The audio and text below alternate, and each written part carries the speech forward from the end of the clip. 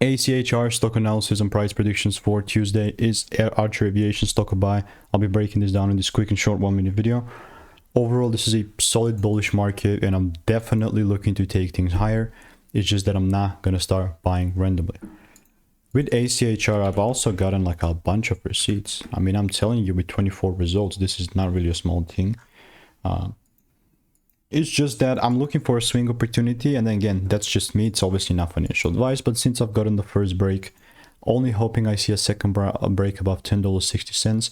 And if I don't see that, then well, guess what? I'm not gonna just randomly start buying here. You know, like very simple. But yeah, that's how things are looking at with ACHR for me personally. And this is only going to be valid as long as we stay above 915. And if that doesn't happen and we break 915, then it's a whole different play.